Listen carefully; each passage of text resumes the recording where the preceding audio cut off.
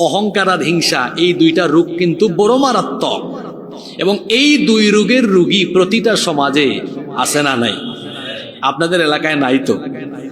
হিংসা আর হিংসা। আর হিংসা কে কাকে করে জানেন? আমার দিকে তাকান, আজকের আলোচনার ভেতরে কিছু চুম্বক লাইন পাবেন, এগুলা মনে রেখে যাবেন, কাজে লাগবে জীবন। হিংসা কে করে? সমপর্যায়ের লোকেরা সমপর্যায়ের লোকের সাথে হিংসা করে। বুঝতে পেরেছেন? সমপর্যায়ের লোকেরা সমপর্যায়ের লোককে হিংসা করে। হিংসা আপনাদের ভেতরে না, শুধু আমাদের মতো হুজুরদের ভিতরেও আছে। আর আপনারা জানলে অবাক হবেন, আপনাদের চাইতে হুজুরদের ভেতরের হিংসা মারাত্মক লেভেলের। এই হিংসা আছে বলেই তো 5 আগস্টের পরে এত বড় সুযোগ বাংলাদেশে যাচ্ছে, ফাঁকা মাঠ। শুধু আলেমরা ঐক্যবদ্ধ হলেই বাংলাদেশের মানুষ আলেমদেরকে দেখে বাংলাদেশের দায়িত্ব আলেমদের হাতে তুলে দিত। হিংসুকের দল একত্রিত হতে পারে না। কষ্ট পেয়েছেন আমার কথায়? এদের হিংসা আপনারা দেখেন না, তোলে তোলে এমন হিংসুক, কৌমি আলিয়ারে দেখতে পারেন, আলিয়া কৌমিকে দেখতে পারে না, চরমুনাই জামাতকে দেখতে পারে না, হেফাজত খেলাফতকে দেখতে পারে না। নিজেদের মধ্যেকার রেশারেশির কারণে এরা স্বাধীনতার পর থেকে এখন পর্যন্ত শুধু জালিমদের হাতের মার খাচ্ছে। আমি আজকে কুড়িগ্রামে পড়ে গেলাম, এদের হাড্ডি গুড্ডি ভাঙবে, এরা আরো মার খাবে, এরা আরো ফাঁসিতে ঝুলবে যদি এখনো এদের বিবেক বুদ্ধি জাগ্রত হয়ে এরা ঐক্যবদ্ধ হতে না পারে। সোজা কথা বলে দিয়ে গেলাম। আল্লামা সাঈদী, তাকে যখন গ্রেফতার করা হলো, চুপচাপ, কেউ কোনো কথা বলে না। কয় অসুবিধা কি? এটা আমাদের মাসলাকের না, আমাদের দলের না। তখন কোনো বিবৃতি নাই গো। আর তাকে যখন জেলখানায় চিকিৎসার নামে হত্যা করা হলো, তখন দেখা যায় বিবৃতি দেওয়ায় কেউ আর পিছিয়ে নাই। কৌমিও দেয়, হেফাজতও দেয়, খেলাফতও দেয়, আলিয়াও দেয়, সুন্নিও দেয়। ঠিক আছে না? ওরে বাপ রে বাপ, এই বিবৃতিগুলো কোথায় ছিল 2009 সালে? হ্যাঁ, আমাদের বাংলাদেশের বাঙালিদের স্বভাব হলো জীবিত থাকতে মানুষকে কদর করে না, মরার পরে কদর করে। আপনাদের কি মনে হয় 2009 সালে যদি বিবৃতি এরকম সব আলেম দিত, তাহলে আল্লামা সাঈদীকে জেলখানায় রাখা যেত? কি করলেন? চুপচাপ থাকলেন। তারপর কি হলো? 15 বছর 16 বছর জালিমের হাতের মার খাওয়া থেকে কেউ কি বাদ গিয়েছে? বাদ গিয়েছে? এখনো উচিত শিক্ষা হয় না। এজন্য একজন আফসোস করে বলেছিল, পাল্লায় ব্যাং রাখা যেমন কঠিন, হুজুরদেরকে এক টেবিলে বসানোও কঠিন। আওয়ামী লীগ ক্ষমতার জন্য 14 দলের সাথে জোট করে, বিএনপি ক্ষমতার জন্য 20 দলের সাথে জোট করে, কিন্তু হুজুরদের মধ্যে কিছু মতানৈক্য আছে, ঠিক আছে, কিন্তু সবাই এটা চায়। এই জায়গায় হুজুরদের মিল আছে, সব হুজুরই চায় বাংলাদেশে কোরআনের আইন কায়েম হোক। তো এই লক্ষ্যকে সামনে রেখে হুজুররা কিন্তু কয়েকটা দল মিলে একজোট হতে পারে। ওই যে বললাম, হিংসা বেশি। হিংসা একটা মারাত্মক রোগ। হিংসা করে কেউ কখনো বড় হয় না, আর ওই যে শ্রদ্ধা করে কেউ কখনো ছোট হয় না। মানুষকে সম্মান দিলে আপনি সম্মানিত হবেন, আর হিংসা না করে উদারতা বাড়ালে পরে আল্লাহ তাআলা রহমত দান করবেন। সুবহানাল্লাহ। গ্রামে গঞ্জেও কিন্তু হিংসা আছে। এক বাড়ির একজন একটু এগিয়ে গেছে, পাশের বাড়ির আরেকজন হিংসায় জ্বলে পুড়ে ছাই হয়ে যায়। হিংসার আগুন বড় মারাত্মক। এই আগুনে কে পুড়ে? হিংসুক নিজেই ওই আগুনে জ্বলে পুড়ে কি হয়ে যায়? ছাই হয়ে যায়। আবর্জনা যেমন, আমার একটা হাদিস মনে পড়ে গেল, আল্লাহর নবী বলেছেন, আবর্জনা যেমন, আগুন যেমন আবর্জনাকে জ্বালিয়ে দেয়, হিংসা মানুষের নেক আমলকে জ্বালিয়ে পুড়িয়ে ছাই করে। এজন্য কোনো হিংসা নিন্দা মনের ভেতরে রাখা যাবে। আমি কোথায় ছিলাম মনে আছে তো?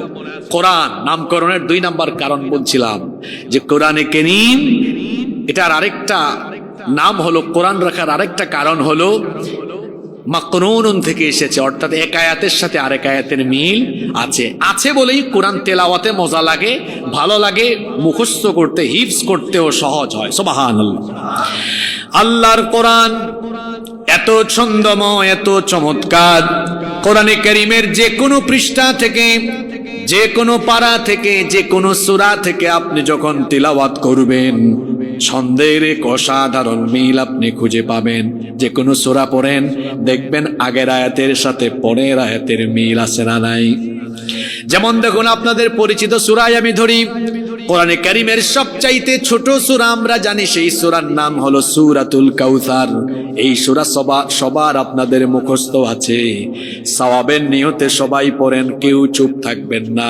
ইন্না আতাইনাকাল কাউসার ফাসাল্লি লিরাব্বিকা ওয়ানহার ইন্না শানিআকা হুয়াল আবতার। কোনদিন খেয়াল করেন নাই, আজকে একটু খেয়াল করেন তো বাবা, বলেন ইন্না আতাইনাকাল ফাসাল্লি লিরাব্বিকা ওয়ান ইন্না শানিআকা হুয়াল। সব আয়াতের শেষে র সুকুন হয়ে গিয়েছে না, ছন্দমিল আছে না। আরেকটা সূরা ধরেন, কুল হুয়াল্লাহু আল্লাহুস লাম ইয়ালিদ ওয়া লাম ইয়াকুল লাহু কুফুয়ান। ছন্দমিল আছে আছে। পরের সূরায় জানতো, কুল আউযু বিরাব্বিল মিন শাররি মা ওয়া মিন শাররি গাসিকিন ইযা। আছে, ছন্দমিল আছে। পরের সূরাটা ধরেন, কুল আউযু বিরাব্বিন মালিকিন ইলাহিন মিন শাররিল ওয়াসওয়াসিল আল্লাযী ইউওয়াসওয়িসু ফি সুদুরিন মিনাল জিন্নাতি। দেখছেন কিরকম কারবার। যে কোন সূরায় যান, ইযাস সামাউন ফাতারাত ওয়া ইযাল কাওয়াকিবু ইনতাসারাত ওয়া ইযাল বিহারু ফুজ্জিরাত ওয়া ইযাল কুবুরু বু'থিরাত আলিমাত নাফসুম মা কদ্দামাত ওয়া আখখারাত। যেখানেই যাবেন ছন্দের মিল পাবেন। আপনাদের পছন্দের সূরা সূরা রহমান তেলাওয়াত করে দেখেন, এত সুন্দর ছন্দ মিল। আর রহমান আল্লামাল কুরআন খালাকাল ইনসানা আল্লামাহুল বায়ান। এইরকম করে গোটা কোরআনকে ছন্দের অসাধারণ মিল দিয়ে আমাদের জন্য যিনি নাজিল করেছেন তিনি কে? তাহলে কোরআন এর নাম কেন কোরআন? দুইটা কারণ বলেছি, মনে থাকবে? আল্লাহ মনে রাখার তৌফিক দেন। কোরআন ছাড়াও কোরআনে কারীমের আরো প্রায় 90টির অধিক নাম আছে। এগুলো হলো কোরআনে কারীমের গুণবাচক নাম। আমি মাস্টার্সে এই বিষয়ে থিসিস করেছিলাম, আউসাফুল কোরআন মিন খিলালিল কোরআনিল কারীম। কোরআনের আলোকে কোরআনের বৈশিষ্ট্য, কোরআনের গুণাবলী। কোরআন ছাড়াও কোরআনের আরো 90টার বেশি কি আছে, এই সবগুলো নাম আবার কোরআনে কারীমের ভিতরে আছে। এখন এই নামের সাথে আবার এই গুণের সাথে আবার আরেকটা জিনিস বলা হয়েছে, যে এই গুণে কোরআনওয়ালারা গুণান্বিত হবে। আর এই গুণে যদি আমরা গুণান্বিত হয়ে যেতে পারি, আমাদের জীবন পরিবর্তন হবে, সমাজ এবং রাষ্ট্র পরিবর্তন হয়ে যাবে ইনশাআল্লাহ। গতানুগতিক যেরকম আপনারা আলোচনা শুনেন, আজকে তার চেয়ে কিছুটা ব্যতিক্রম হবে। আমি সবার গভীর মনোযোগ আকর্ষণ করছি। আপনারা কি কয়েক মিনিট সবাই মনোযোগী থাকতে পারবেন ইনশাআল্লাহ? কোরআন ছাড়াও কোরআনে কারীমের, কোরআন তো বললাম এক, 2 নাম্বার আরেকটি নাম হচ্ছে, এই কিতাবের একটা নাম হচ্ছে কারীম, কিন্তু বাংলাদেশে বেশিরভাগ কোরআনে লেখা কোরআন শরীফ। শরীফ কোরআনের কোনো গুণবাচক নাম নয়। এটা ওই বাংলা বাজার থেকে প্রিন্ট করে আর ইচ্ছা মতো লেখা দেয় কোরআন শরীফ। শরীফ কোরআনের কোনো গুণবাচক নাম নয়। কোরআনের গুণবাচক নাম অনেক আছে। যেমন 2 নাম্বার, এই কিতাবের নাম হচ্ছে কারীম। কোরআনের একটা নাম হলো কি? রব্বুল আলামিন কোরআনে কারীমের 56 নম্বর সূরা সূরাতুল ওয়াকিআহ এর 77 নম্বর আয়াতে বললেন, ইন্নাহু লাকুরআনুন কারীম।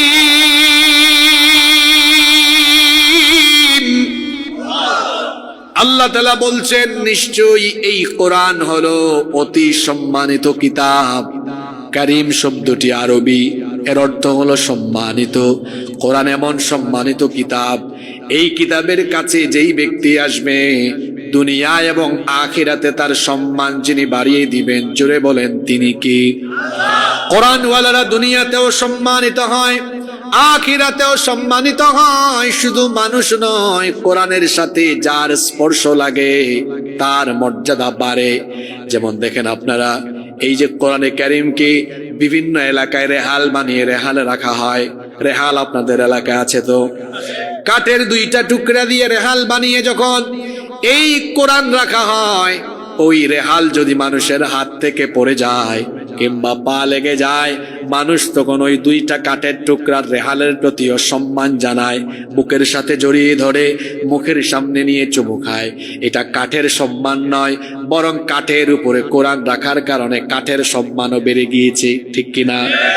আবার দেখবেন, এই যে আমরা জামা কাপড় গায়ে দিয়ে আসলাম, বাসা বাড়িতে কত কাপড় আছে, কিন্তু 100 টাকা 150 টাকা গজের কাপড়, খুব অল্প মূল্যের কাপড় দিয়ে যখন কোরআনে কারীমকে পেঁচানো হয়, কোন এলাকায় সেটাকে জিলবাব বলা হয়, গিলাফ বলা হয়, বস্তনি বলা হয়। আপনারা কি বলেন? গিলাফ যখন বাঁধা হয়, এই ছোট্ট কাপড়ের টুকরা যদি মানুষের হাত থেকে পড়ে যায় অথবা পায়ে লেগে যায়, মুখের সামনে নিয়ে চুমু খায় কিংবা সালাম করতে থাকে, আমার বাবারা, আমার ভাইয়েরা, যদি দুইটা কাঠের টুকরা আর ছোট্ট কাপড়ের টুকরার মর্যাদা কোরআনের সাথে থাকার কারণে বেড়ে যায়, আমার আপনার মতো মানুষ যদি কোরআনের সাথে লেগে থাকতে পারি, আমাদেরকেও দুনিয়া আখিরাতে যিনি সম্মানিত করে দিবেন তিনি কি? ওই যে দেখেন, ওই মাস্টার বছরে 12 মাস আছে, কিন্তু 12টি মাসের মধ্যে সবচাইতে সম্মানিত মাসের নাম হলো রমজান মাস। কারণ হলো শাহরু রমাদানাল্লাযী উনজিলা ফীহিল কুরআন। কারণ এই রমজান মাসে কোরআন নাজিল করেছেন কি? 365টা রাত আছে, তার মধ্যে শ্রেষ্ঠ রাত হলো লাইলাতুল কদর। কারণ হলো ইন্না আনজালনাহু ফি লাইলাতিল কদর, নিশ্চয়ই এই কোরআনকে কদরের রাতে যিনি নাজিল করেছেন, বীর পুরুষের মতো জবাব দিয়ে বলেন তিনি কে? তারপরে আসেন তো দেখি ভাষার দিকে। পৃথিবীতে এত ভাষা আছে, সবচাইতে দামি সম্মানের ভাষা হলো আরবি ভাষা। কারণ হলো ইন্না আনজালনাহু কুরআনান আরাবিয়্যান লাআল্লাকুম তাকিলুন, নিশ্চয়ই কোরআনকে আরবি ভাষায় নাজিল করেছেন কে? তাহলে বোঝা গেল, কোরআনের সাথে যে জিনিসের সম্পর্ক তৈরি হয় ওই জিনিসের সম্মান বেড়ে যায়। এখন যদি আমি, আপনি, আমরা কোরআনের সাথে সম্পর্ক তৈরি করতে পারি, দুনিয়াতে এবং আখিরাতে আমাদেরকে সম্মানিত বানিয়ে দিবেন কে? আরো জোরে বলেন কে? নাসাঈর বর্ণনায়, ইবনে মাজার বর্ণনায় হাদিস এসেছে, আনাস ইবনে মালিক রাদিয়াল্লাহু আনহু, হাদিসের বর্ণনাকারী সাহাবী, তিনি বলছেন রাসূল করিম সাল্লাল্লাহু আলাইহি ওয়াসাল্লাম বলেছেন, ইন্না লিল্লাহি আহলিনা মিনান নাস, নিশ্চয়ই কিছু মানুষ এরা আল্লাহর পরিবারের অন্তর্ভুক্ত। কার পরিবার?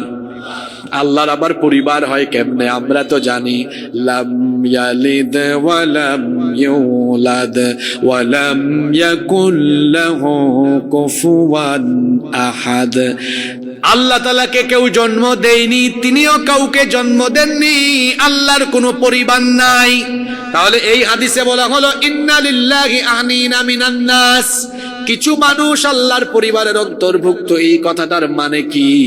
মুহাদ্দিসিনে কেরাম এই হাদিসের ব্যাখ্যায় বলেছেন, এই হাদিসের ব্যাখ্যা হলো, কিছু মানুষ হলো আল্লাহর একেবারে খাস বান্দা, আল্লাহর নৈকট্যশীল, আল্লাহর প্রিয় হলো তারা। এবার আল্লাহর প্রিয় কারা? সাহাবীরা বললেন, ওয়ামান হুম ইয়া রাসূলুল্লাহ, আমরা বলি সাল্লাল্লাহু আলাইহি ওয়াসাল্লাম। সাহাবায়ে কেরাম জিজ্ঞেস করলেন, ওগো আল্লাহর নবী, তারা কারা? আল্লাহর নবী বললেন, আহলুল কুরআনি হুম আহলুল্লাহি ওয়া খাসাতুহু, যারা কোরআনওয়ালা তারা হলো আল্লাহর পরিবার, অর্থাৎ আল্লাহর নৈকট্যশীল বান্দা। তো কোরআনের সাথে সম্পর্ক তৈরি করলে সম্মান আছে। সম্পর্ক কি আছে? কিভাবে আছে? 90% মুসলমান, এর মধ্যে 85% বিশুদ্ধ করে কোরআন এখনো পড়তেও পারে না। এটা হলো বাস্তবিক কথা। আবেগী মুসলমান,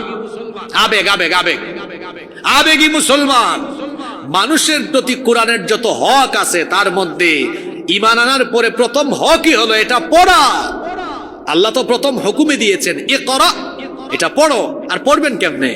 আল্লাহ এটাও বলে দিয়েছেন সূরা মুজাম্মিলের 4 নম্বর আয়াতে কিভাবে পড়তে হবে। আল্লাহ বলেছেন ওয়ারাত্তিলিল কুরআনা তারতিলা, তারতিলের সাথে তাজবিদের নিয়ম কারণ প্রয়োগ করে এটা পড়তে হবে। কত মানুষের নামাজ রুকু দেয় সাজদা দেয় নামাজ আদায় করে, এদের নামাজ হয় না কেন? এদের তিলাওয়াত সহি না। নামাজের তিলাওয়াত সহি করে করা ফরজ, নইলে মাখরাজ সিফাত বা তাজবিদের অন্যান্য কায়দা কানুন ঠিক না থাকলে লাহনে জালি হবে। আর লাহনে জালি হয়ে গেলে তার নামাজ বাতিল হয়ে। রুব্বা কারিউলিল কুরআন ওয়াল কুরআনু ইয়ালআনুহুম, কোরআনের এমন বহু তেলাওয়াতকারী আছে এরা যখন কোরআন তেলাওয়াত করে সওয়াব পায় না, বরং উল্টা কোরআন এদেরকে লানত দেয়। এরা কারা? যারা বিশুদ্ধ করে কোরআন পড়ে না, কোরআন এদেরকে কি দেয়? আস্তে বলবেন না, জোরে বলেন কি দেয়? তা আপনি কি লানত পেতে চান না সওয়াব পেতে চান? সওয়াব পেতে হলে বিশুদ্ধ করে কোরআন শেখার দরকার আছে না নাই? মানুষের উপরে আল্লাহর দয়া, আল্লাহর নেয়ামত কম না বেশি?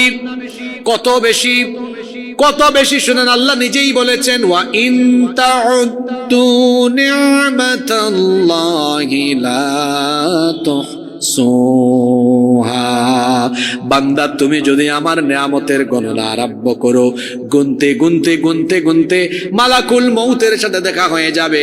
তারপরেও যদি তোমার পরে আরো মানুষ গুনতে থাকে, গুনতে গুনতে গুনতে গুনতে কিয়ামত হয়ে যাবে, আমার নেয়ামত গণনা করে শেষ করতে পারবা না।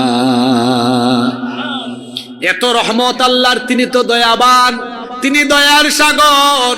আল্লাহ তাআলা তার দয়া দিয়ে তার এই যে নাম রহমান, দয়াবান, দয়ার সাগর, এই নামে একটা কোরআনে সূরাও দিয়েছেন। সেই সূরার নাম হলো সূরা রহমান। এই সূরার মধ্যে আল্লাহ তাআলা আয়াতের পর আয়াত ধারাবাহিকভাবে তার দয়ার কথা তুলে ধরেছেন। আর আল্লাহ তাআলা 1-2টা আয়াতের পরে বারবার প্রশ্ন করেছেন ফাবি আই আলাই রাব্বিকুমা তুকাযযিবান, তুমি আমার কোন নেয়ামতকে অস্বীকার করতে পারবে? আশ্চর্যের ব্যাপার হলো এই সূরায় আল্লাহ তার দয়ার বর্ণনা দিতে গিয়ে সর্বপ্রথম দয়ার কথা বলেছেন, সর্বপ্রথম দয়ার কথা বলেছেন আর রহমানু আল্লামাল কুরআনা খালাকাল ইনসানা আল্লামাহুল বায়ান, দয়াবান তিনি, কোরআন শিক্ষা দিয়েছেন যিনি। অন্যান্য দয়ার কথা আগে বলেন নাই, আগে বলেছেন কিসের কথা? কারণ কোরআনই হলো আল্লাহর সবচেয়ে বড় দয়া।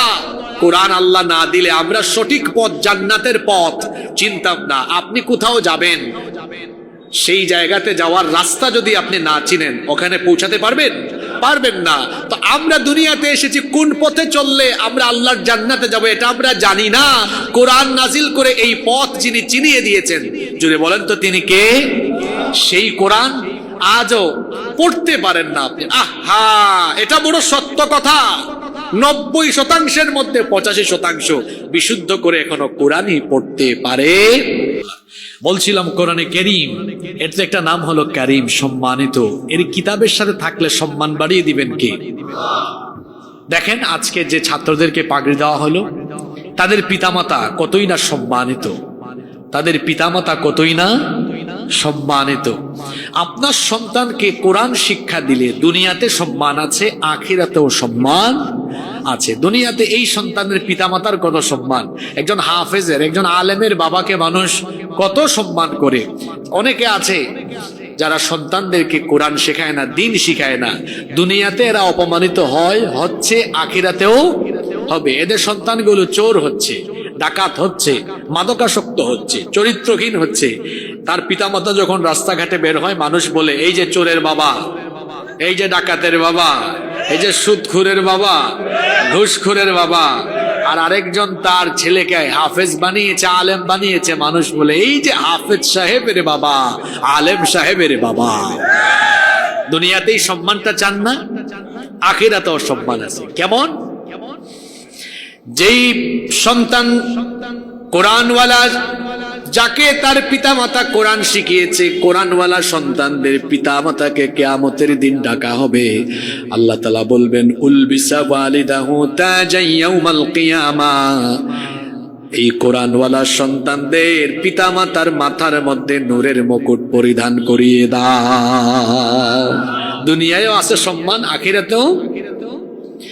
আর সন্তানদেরকে দিনের পথে না রাখলে, দ্বীনি শিক্ষা না দিলে দুনিয়ায় বেইজ্জত যেমন হবেন, আখিরাতেও বেইজ্জত হবেন। যেই সকল সন্তানদেরকে পিতা মাতা দ্বীনি শিক্ষা দেয়নি, কোরআন শিখায়নি, বিপদগামী এই সন্তানরা যখন জাহান্নামে যাবে, তখন এই সন্তানগুলো আল্লাহ তাআলাকে ফরিয়াদ করবে, আল্লাহ, মানুষের মধ্য থেকে, জিনদের মধ্য থেকে যারা আমাদেরকে পথভ্রষ্ট করেছিল তারা কোথায়? রব্বানা আরিনাল্লাযাইনি আদাল্লানা মিনাল জিন্নি ওয়াল ইনস, যারা আমাদেরকে গোমরা বানিয়েছে তারা কোথায়?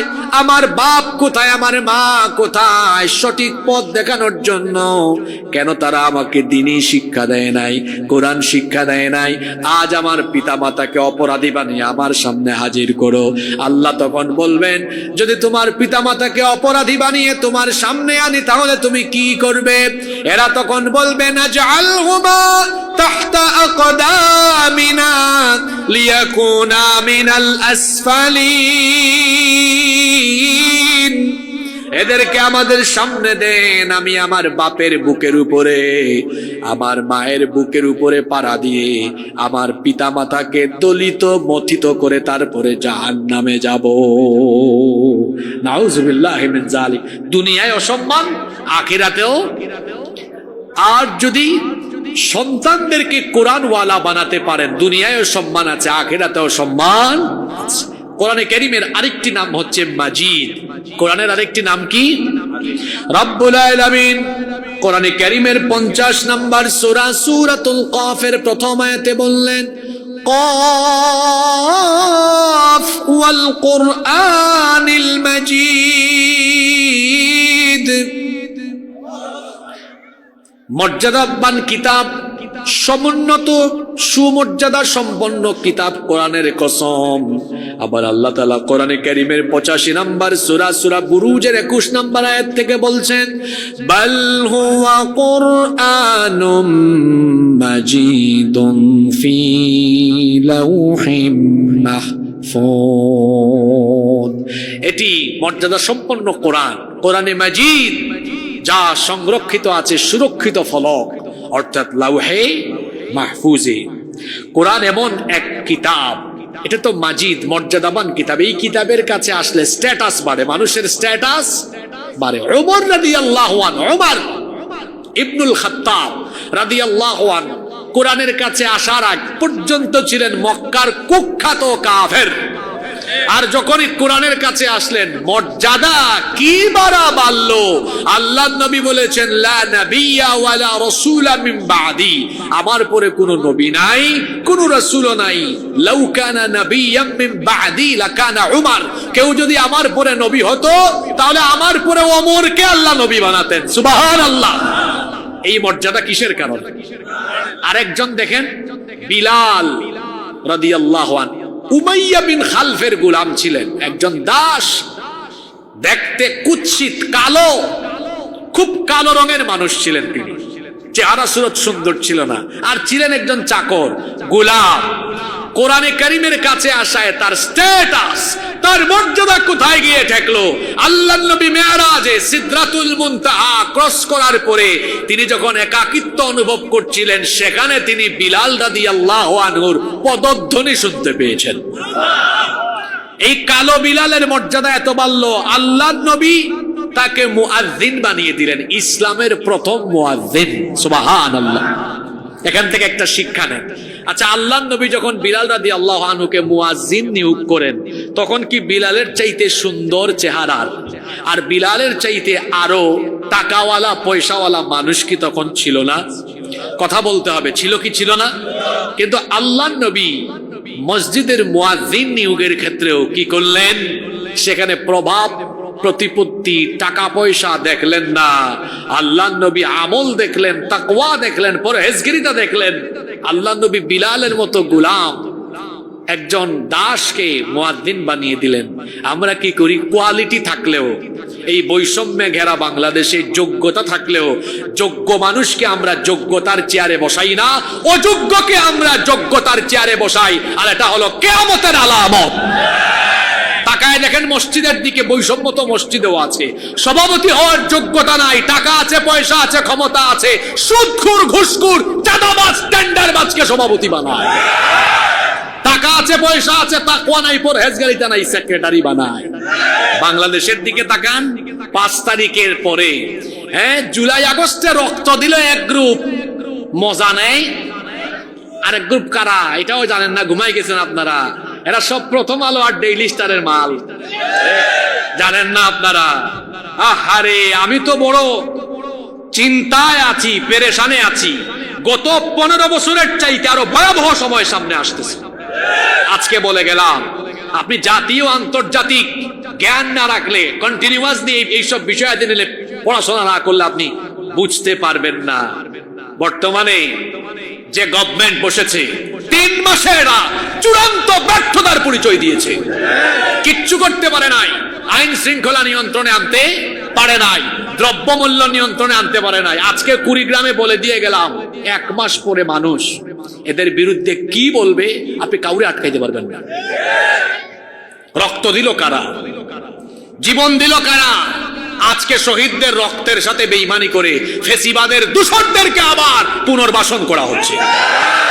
আপনি ঘুমায় আছেন গো, আপনি টের পাচ্ছেন না। সব 3-4 জন বাদে, আমি বলে দিচ্ছি একদম সংখ্যা গুনে গুনে বলে দিলাম, 3-4 জন বাদে সবগুলা প্রথম আলো, ডেইলি স্টার, ভারত আর আমেরিকার মাল।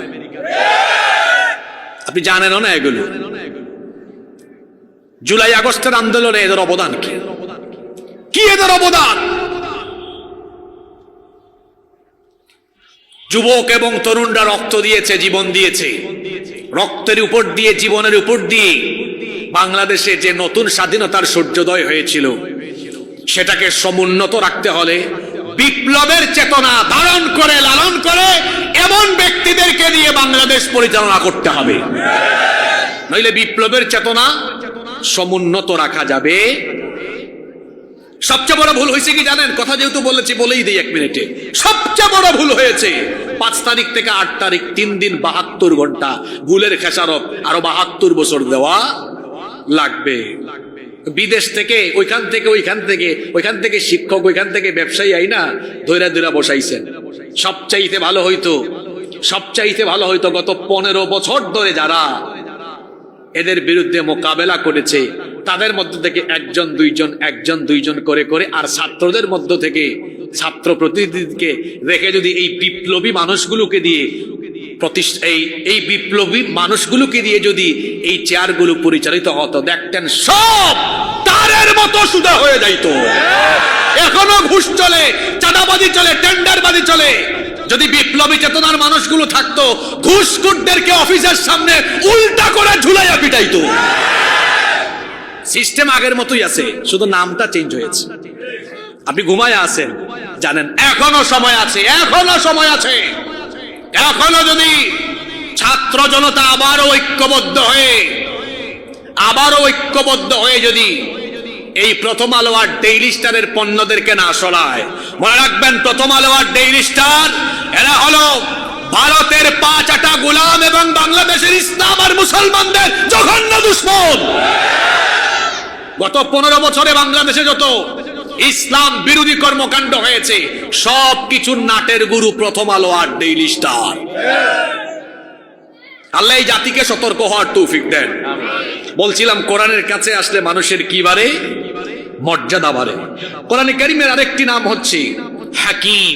কোরআনের আরেকটি নাম কি? ইয়াসিন ওয়াল কুরআনিল হাকিম। বিজ্ঞানময় কোরআনের কসম, কি সুন্দর নাম আল্লাহ দিলেন, কোরআনে হাকিম।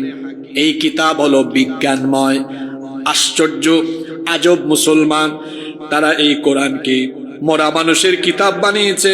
কিরকম মরা মানুষের কিতাব বানিয়েছে বলি, একজন মুমূর্ষ ব্যক্তি, মৃত্যু পথযাত্র ব্যক্তি সকরাতের যন্ত্রণায় আছে, মৃত্যু যন্ত্রণায় আছে, দেখা যায় তার পাশে গিয়ে মানুষ কোরআন বের করে ইয়াসিন সূরা পড়ে যেন লোকটা তাড়াতাড়ি মরে যায়। কথা বুঝেন নাই? এটা কি মরা মানুষের কিতাব, মানুষ মারার কিতাব, না জীবিত মানুষদেরকে হেদায়াত দেওয়ার কিতাব? এটা হলো জীবিত মানুষকে হেদায়াত দেওয়ার কিতাব। আর জীবিতরা কোরআন পড়ছে না, মনে করছে এটা ঝাড়ফুকের কিতাব, এটা মোল্লাদের কিতাব, এটা তাবিজের কিতাব। কিন্তু এটা তাবিজের কিতাব নয়, ঝাড়ফুকের কিতাব নয়। আজকের বিজ্ঞানের যুগে বিজ্ঞানকে অবাক করে দিবে এমন এমন তথ্য কোরআনে কারিমের ভেতরে আছে না নাই?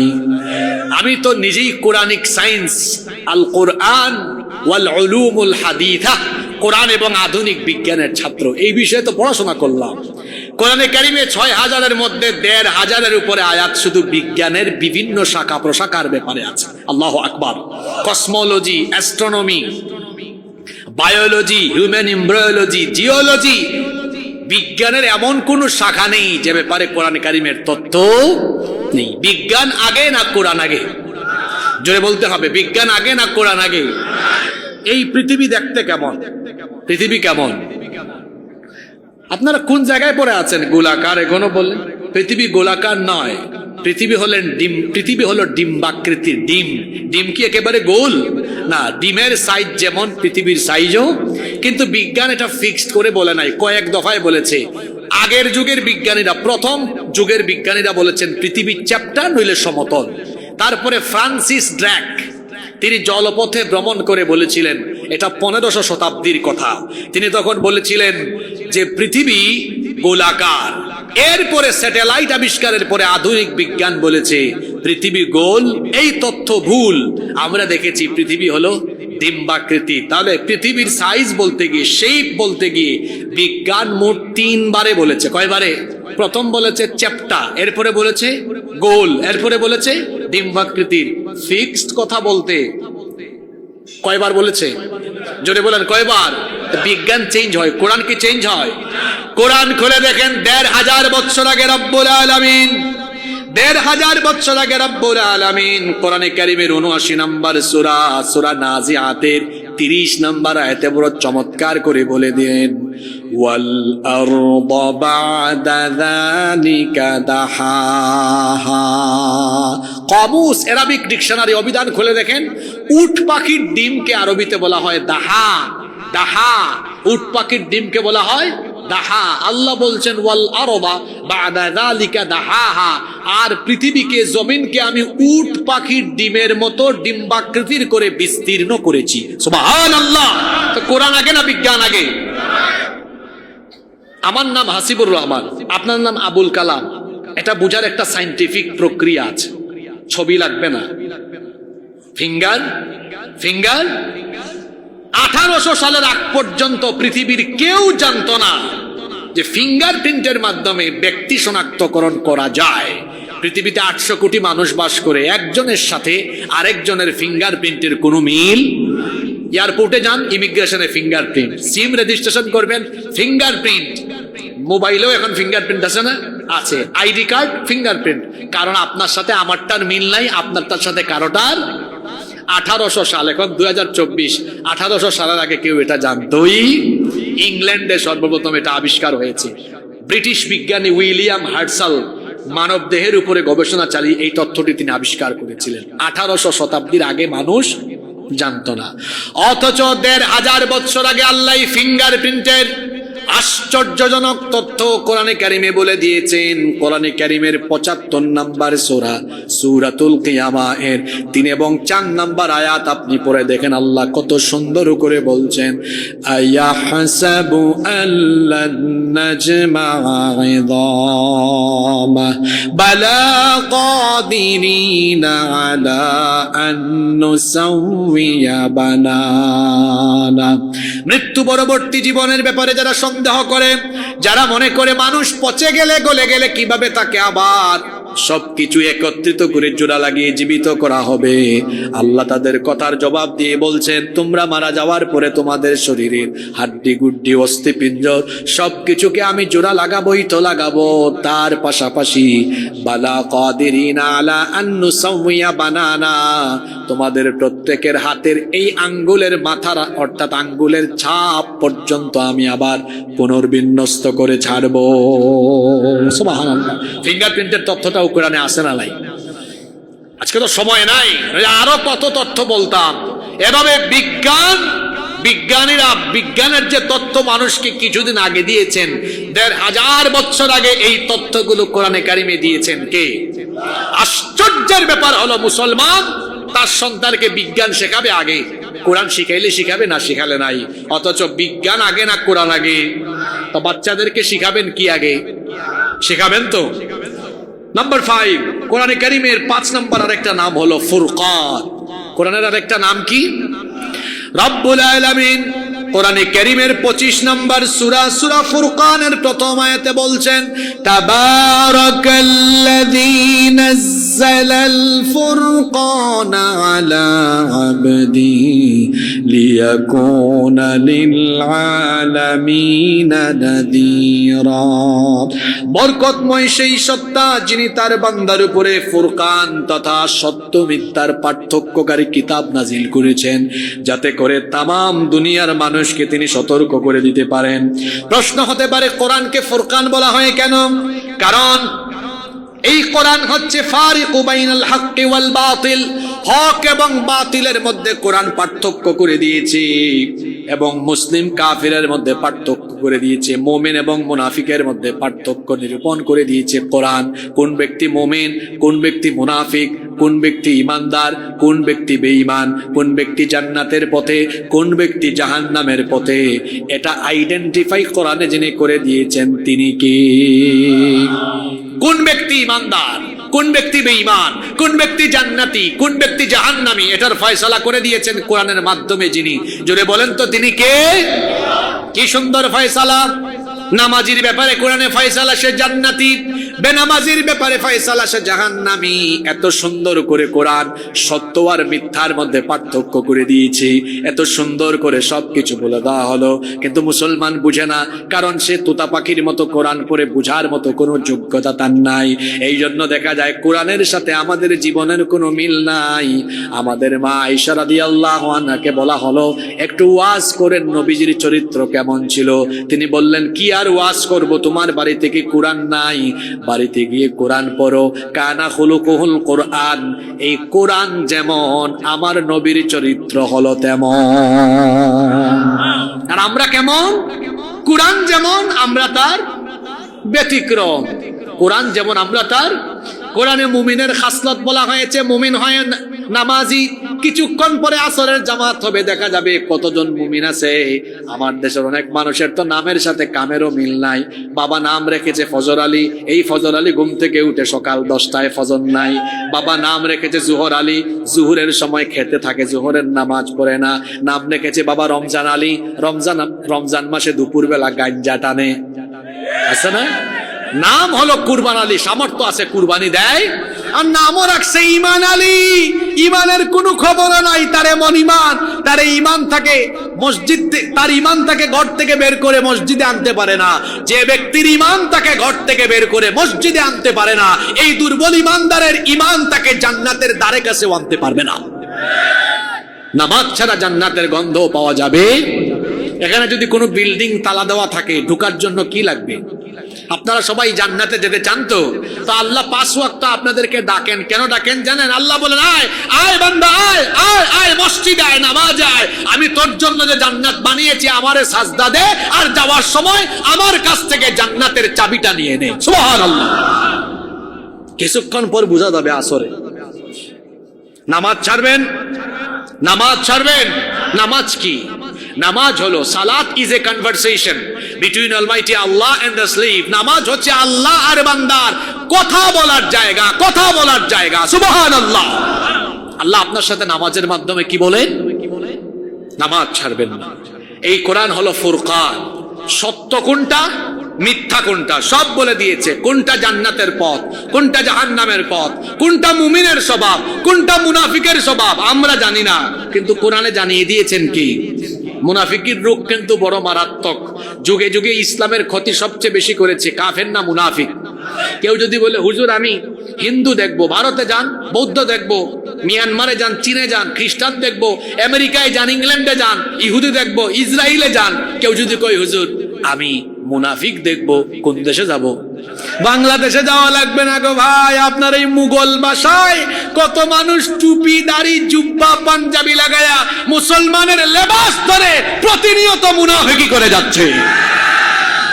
মুনাফিককে লেবাসে চেনা যায় না, তার খাসলত দিয়ে চিনতে হয়। অনেক স্বভাব আছে, সে মিথ্যা বলে, ওয়াদা ভঙ্গ করে। মুনাফিক কোরআনের পথে চলে না, দ্বিমুখী নীতি হয়, বলে একটা করে। তার নাম কি? জোরে বলেন, তার নাম কি? বলেছে আল্লাহ আমি তোমার উপর ঈমান আনলাম, আমি তোমার হুকুম মানবো, মুখ দিয়ে বলল, আজান হলো, মসজিদে যায় না, আল্লাহর হুকুম মানে না। এই ব্যক্তি ঈমানদার নয়, এই ব্যক্তি হলো ঈমানদার নামের খাঁটি মুনাফিক। আল্লাহ মুনাফিকের রোগ থেকে আমাদেরকে বাঁচাও। কোরআনের আরেকটা নাম হলো শিফা। ওয়া নুনাজ্জিলু মিনাল কুরআনি মা হুয়া শিফা। সূরা বনী ইসরাইল 82 নম্বর আয়াত। আল্লাহ বলছেন এই কোরআন হলো তোমাদের জন্য শিফা। দেখেন না, কোরআনে কারীম থেকে সূরা বা আয়াত পড়ে ফু দিচ্ছে, দেখা যাচ্ছে ভালো হয়ে যাচ্ছে। সুবহানাল্লাহ। এটা শুধু ঝাড়ফুঁকের জন্যই নয়, বরং এটি হচ্ছে কুফরির রোগ থেকে, গুমরাহির রোগ থেকে, ধর্ম নিরপেক্ষতাবাদের রোগ থেকে, যত ধরনের গুমরাহির রোগ আছে, গুমরাহির সকল রোগ থেকে মানুষকে হেদায়েতের পথে নেওয়ার জন্য কোরআনকে যিনি শিফা বানিয়েছেন তিনি কি? নাম্বার 7, কোরআনের আরেকটা নাম হলো জিকির। কোরআনের আরেকটা নাম কি? আমার দেশে মানুষ জিকির বলতে মনে করে হুক্কু হুক্কু হুক্কু হুক্কু, হাঁপানি রোগীর মতো শুধু হুক হুক করে, কিন্তু কোরআনের নাম হতো জিকির। আল্লাহ বলেছেন ইন্না নাহনু নাযালনা যিকরা ওয়া ইন্না লাহু লাহাফিযুন। নিশ্চয়ই এই কোরআন নাজিল করেছি আমি, আর এর হেফাজতের দায়িত্ব যিনি নিয়েছেন তিনি কি? কোরআনের আরেকটা নাম হলো 8 নাম্বার কিসাস। এটা হলো কাহিনীর কিতাব। অনেক হুজুর আছে 1 ঘন্টা ওয়াজ করে, কোরআনের আয়াত বলে না, হাদিস বলে না। কেউ যদি চায় 50 বছর কিচ্ছা দিয়ে ওয়াজ করতে পারবে, আবুল তাবুল কিচ্ছা লাগবে না।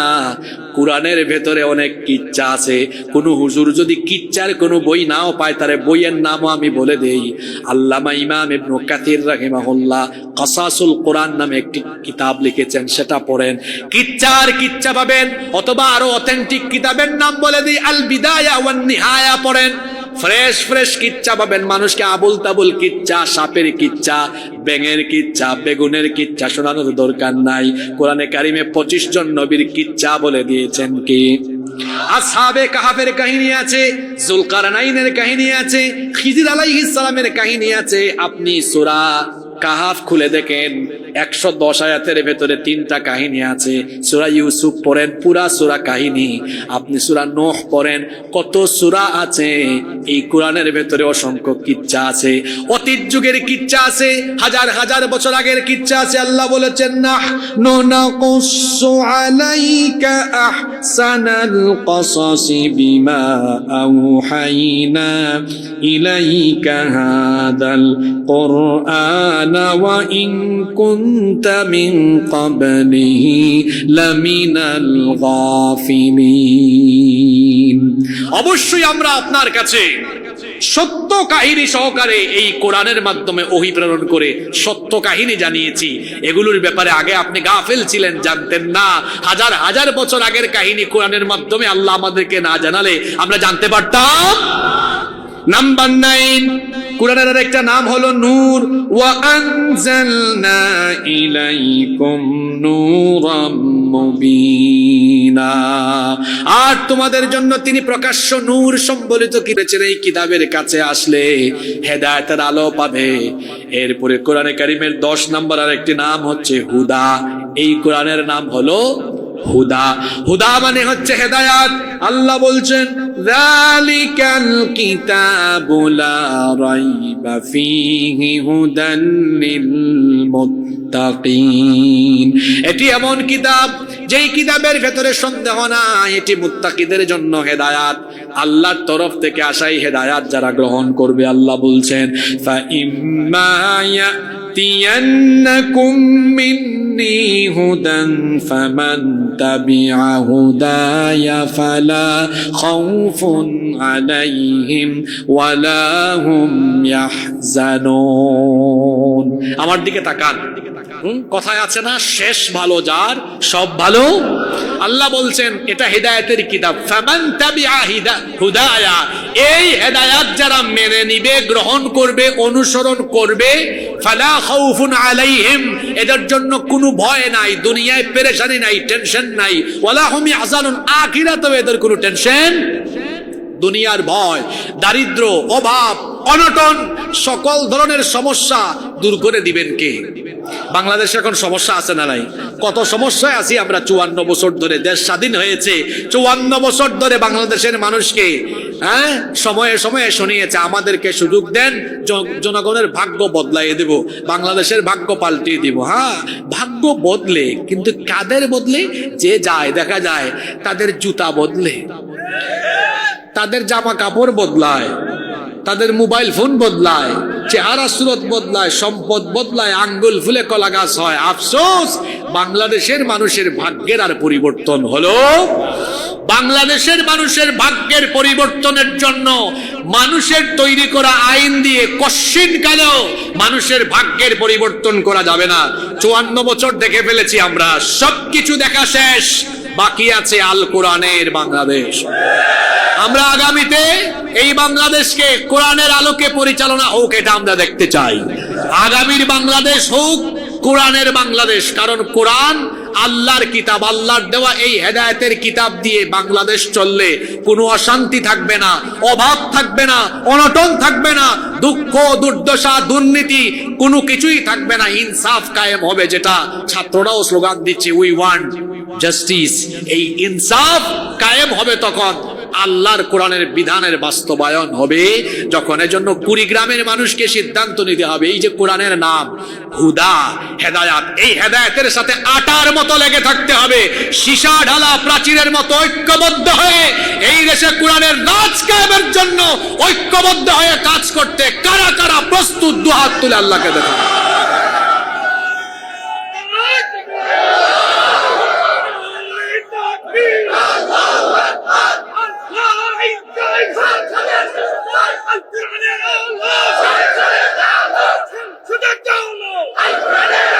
হাতগুলো নামান, আল্লাহ সবার হাতগুলোকে কবুল করুক।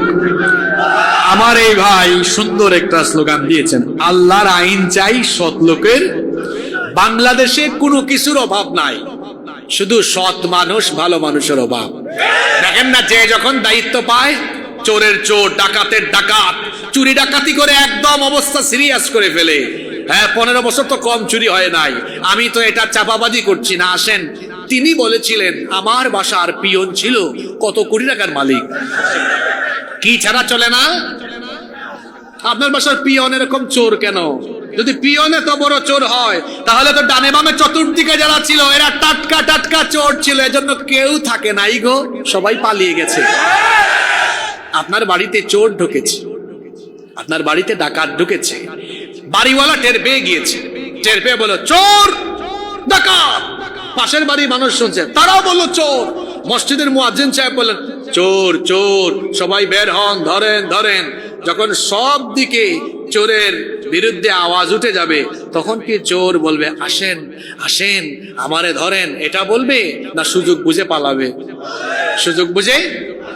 চোর যেমন ধরা খাইলে, ধরা খাওয়ার সম্ভাবনা থাকলে চোর পালিয়ে যায়, ঠিক তেমনি বাংলাদেশে উন্নয়নের নামে চুরি হয়েছে, ডাকাতি হয়েছে, দেশের সব মানুষ টের পায় নাই। যখন ধীরে ধীরে ধীরে ধীরে ধীরে সবাই টের পেয়ে চোরের বিরুদ্ধে আওয়াজ তুলেছে, সব চোরেরা জামাতের সাথে পালিয়ে গিয়েছে। ভালো মানুষ পালায় না, চোর পালায়, ডাকাত পালায়, পালায়ও শান্তি নাই। ওখান থেকে আবার নাশকতার চেষ্টা করে। মাঝে মাঝে আবার শুনি চট করে ঢুকে যাবে, আসুক না, অসুবিধা কি, মানুষও জট করে ধরবে, বহু হিসাব বাকি আছে। সম্মানিত ভাইয়েরা, তাহলে আজকে কোরআনে কারিমের মোট কয়টা নাম বললাম? আপনি বলবেন হুজুরের নাম বললেই শেষ করে দিবেন, এই নামের ভিত্তিতেই তো কাম আছে। এই যে প্রত্যেকটা গুণের কথা বললাম, প্রতিটি গুণে আপনাকে গুণান্বিত হতে হবে। যেমন এক, আমি একটু রিভাইজ করি, বলেছিলাম এটা সর্বাধিক পঠিত কিতাব, তাহলে আপনি সবচাইতে বেশি পড়বেন আল কোরআন, প্রতিদিন কোরআন পড়বেন, পারবেন তো ইনশাল্লাহ? শেষের কথাগুলো শুনেন, কথায় তো আছে শেষ ভালো যার সব ভালো। তারপরে 2 নম্বর কি বললাম? কোরআন হলো সম্মানিত কিতাব, দুনিয়াতে সম্মান চান, আখিরাতে সম্মান চান, কোরআন পড়ে কোরআন বুঝে কোরআনের সাথে লেগে থাকেন। 3, কোরআনের নাম বলেছি মাজিদ। এই জাতি এখনো মর্যাদাবান জাতি হতে পারেনি, যদি কোরআনের আলোকে পরিচালিত হয় এই জাতিকে মর্যাদাবান জাতিতে পরিণত করবেন কে? 4 নাম্বার বলেছি কোরআনের নাম হাকিম, এটা বিজ্ঞানময় কিতাব, এখানে জ্ঞান বিজ্ঞানে পরিপূর্ণ। তারপরে 5 নম্বরে বলেছি কিতাব ফুরকান, সত্য মিথ্যার পথ আপনি বুঝবেন। 6 নম্বর, এটি শিফা, আপনার সকল গুমরাহির রোগের শিফা দিবে কোরআন। এরপরে 7 নম্বর বলেছি এটা যিকির, এটা উপদেশ, উত্তম উপদেশ আছে আমাদের জন্য এই কোরআনে। 8 নাম্বার, এটি কাহিনীর কিতাব, এমন এমন কাহিনী, প্রতিটা কাহিনীর মধ্যে শিক্ষা আছে। ফেরাউনের কাহিনী বলেন, পড়েন, ফেরাউন থেকে শিক্ষা পাবেন পৃথিবীতে কোন জালেমের পরিণতি ভালো হয়। 9 নাম্বার, কোরআন হচ্ছে নূর, এই কোরআন যে ব্যক্তি আঁকড়ে ধরবে তাকে আল্লাহ তাআলা মুনাওয়ার করে দিবেন, সুবহানাল্লাহ। সর্বশেষ বললাম কোরআনের নাম হলো হুদা, এই হেদায়েতের সাথে যারা থাকবে দুনিয়ায়ও টেনশন নাই, আখিরাতেও টেনশন